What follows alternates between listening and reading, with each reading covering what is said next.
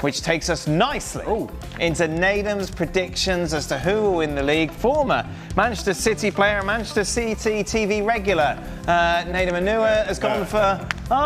I'm also going to say, as a former Sunderland player, you know, they're not down at the bottom. Right, well, that's not... Because they're going to be 7th. Anyway. Right. So for me... Manchester City, we discussed this yesterday in depth. Yes. My concern is defence. You're not worried about that one bit? Yeah, not really, no, because I think Guardiola's somebody who will try and fix those problems. I think we thought we saw the worst version of them last season. For a third of the season. For a third of the season. He couldn't fix them last season. No. Let's not do this again, Dan. There's footage of this. I know. There's footage of this. Do you want to do this again? I won't jump in, but you've said something already that's silly. Okay. Because you think that Pep Guardiola's going to fix it. He fixed it in the final third of last season. Final third. So there we go. And to be honest, when it comes down to who's going to win the league this year, I feel City, Arsenal, Liverpool are basically the same. You know what I mean? There's no real difference between them. So when it comes down to it, I'm going to be the homer that says, yes, I'm going Okay, so really it's bias. Yeah, 100%. Okay, all right. It's biased, but I think most people that are deciding who's going to win the league and be in the top three, they're going through the same sort of thoughts in their mind. I don't think it's of objective pundits. I think as a professional, you should put that aside. No, never. I think these are good signings as well, by the way. I think I can see Ryan is making a big difference. Shirky with the potential that he has, and Nori on that left side. Yes. Allow the players to be playing in a sort of different style. And Trafford coming in to almost have a sense of redemption because, you know, he was there before. It's good. What about the concern of Nori's defensive frailty? Listen, I've got no concerns about that whatsoever. Right. I've got no concerns whatsoever because the way he'll have to defend the City will be different to how he's had to do it in different places. So I'm not concerned. And I think he can improve as a player, so I'm not bothered about that. So you've got Liverpool? In second, yeah. And then Arsenal? Yep. What's wrong with Arsenal? There's nothing wrong with Arsenal because the point I just made a minute ago, Dan, is that the three are very, very similar. Yes. But I think, in my mind, for the way that Arsenal are, you could easily convince me to put them in second. They could very much win the league, but those three are the same. I think most people that are doing these predictions are grouping those three together and adding a 1 for Chelsea coming in fourth. That's where most people... Chelsea are the best team in the world, yet you haven't got them in this 3-horse race. This is true, but this isn't a Club World Cup, is it? So as a consequence, it's different. Chelsea are the best club in the world, as we all know. It's always been the case. We've always sort of addressed that at ESPN. You know, you guys always spoken in that manner. I think Craig speaks of it really well. You know, Frank does as well. I love Chelsea, you know what I mean? So yeah, they are very, very good, and I think they can be in this title race for longer. But in my mind, I just don't think they'll be there at the end. So tell me about Manchester United in 6th. What do you want to know about United? I want to know, what have you seen that has changed so much that's going to take them from 15th to 6th in the table? So with United, what happens is every year there's this summer of hope because they've got new signings, and I sort of drink that Kool-Aid, and then all of a sudden, it tends to go the opposite way. But for now, I believe that they'll be better. In Ruben Amorim, we've not seen the best of him yet, and I think this year now is going to be a case of what is he like as a coach, because he has more players now that suit his style. He's had a pre-season to get those players played in the manner that he wants, and there's no way they can be as bad as last year. You know, for them finishing 14th, I believe it was, that's a mess in itself. So I think they are capable of being able to progress up the league, not least of all because they're going to be playing 1 game a week. Not being in Europe should be a huge asset for them. And if it turns out to be a problem, then there's real questions about Amorim and the future of the club. Fair? And should we take a look at my predictions then? Go on and let's have a look. My concern with Manchester United is that they still don't have a midfield, I think, that can compete properly. Valid. And I think that's going to be a big issue for them, and that's why they're not going to finish in the top 6. Gyökeres top scorer and player of the year. Did I put that? Wow. Yeah, why not? Apparently. Yeah, perfect. Yeah, why not? I suppose... City 4th as well. City 4th, yes. Is that Newcastle 5th with Isak or without Isak? That's Newcastle 5th, that'd be fine. They'll be fine. Yeah, they'll be fine with or without Isak. So why are Arsenal going to win it this year? Arsenal are going to win it because they are a more balanced side. Because they've done it, been there, done that. How close is it going to be? Oh, it's going to be really close with Liverpool. My concern with Liverpool is the new faces. I think defensively there are frailties there that others are going to take advantage of, and I think as a result of that, Liverpool won't have the same start to the season as they did last year. And I think that's going to be a big factor because despite the fact, the slumps, you think, Plymouth Argyle and what happened against PSG, Arne Slot's never really been tested. Not properly. That's a take. Not 100% so far since he made the move. So there are going to be times this season, because there are so many new faces, it's going to take time for them to gel. And I just feel because Arsenal have been together and they've brought in that striker that we know they needed so much. So he doesn't need time to gel Gyökeres, he's just going to be the best player in the league and the top scorer. I think Gyökeres offers something that they haven't had for such a long time, Arsenal. And in that sense, I don't think he needs to He doesn't need to get 3 goals every game. He needs to get the goal that gets you over the line, which Arsenal are missing each time. Zubimendi in midfield means that they can dominate more in those sort of areas, along with Declan Rice. Which they were dominant anyway. Say again? They were dominant in midfield. Well, you're taking it to another level. And I think for Liverpool, you need Mo Salah and Virgil van Dijk to be 10 out of 10 again. And can they deliver that in back-to-back seasons? And people will look at Mo Salah and say, rightly so, well, you've said that every season, look at the numbers he's kept delivering.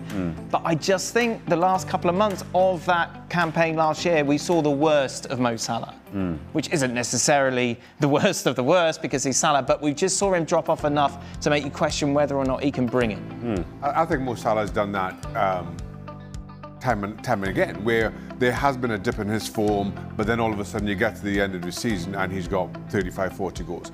I feel that's kind of Mo Salah. I understand what you're saying, and I think for Arsenal to win the title, Gyökeres probably has to be leading scorer and player of the year. But you've also got to get the same return that you got from Saliba and Gabriel, both defensively and up at the other end from set pieces. You've got to avoid major injuries. I'm thinking Bukayo Saka here. Things just have to go right. And in sport, Gyökeres has to just fit in rather seamlessly. Whichever way, I think that top 3 is going to be a whole lot tighter than it was last season. And there's not a lot. I just don't see it from City. I don't see City. So how many points do you think City are going to get this season? I don't know any points, Nathan. Because they ended up weirdly 3 points behind Arsenal. I couldn't tell you how many points anyone is going to get. What I'm saying is that City really concerned me last season. Because they... Through its entirety, or through that spell where they were losing so many games? City finished 3 points behind Arsenal. That's correct, yeah. Arsenal drew a lot of games. So is that City's fault? No, but what I'm saying is, I think with the addition of a striker, that changes extensively, kind of given the number of games. They just drew way too many. So it really was a big gap between City, who they were, and what we saw of last season. And Turkey, I think, is very exciting. Reinders. No, Reinders will be... As much as you want to dismiss the Club World Cup. I don't want to dismiss it. City took that seriously. They wanted to win it. Yeah. And again, we saw the same mistakes that we saw last season defensively.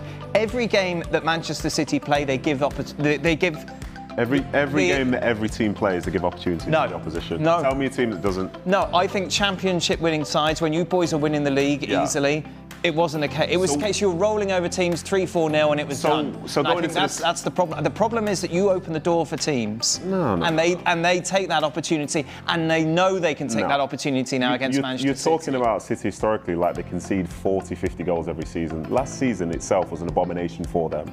And the point I was trying to make. But they haven't brought in any new personnel to change that. What they have done in their favour is more players will be available to Guardiola this year that weren't there for those tough parts last year, because you can. He doesn't like having too many players. He gets angry. You can talk, okay. You can talk about, say, for example, Kuzanov did well for City, relatively speaking. Yeah. No. In the moment, did well for them, relatively speaking. No. You know he did. He did. I don't think he did. No. I know, but that's what you think. I'm telling you what I think. Oh, okay. So to carry on from that point, so now at the start of this season, the last game that City played against Palermo or whatever, John Stones played. When was the last time you saw John Stones playing in the Premier League for City? You probably don't know. Okay. So to add into that, you've got John Stones, you've got Manuel Akanji, you've got Ruben Diaz, and you've got Nathan Ake, alongside of Vardiol, who could also play in that position. Right.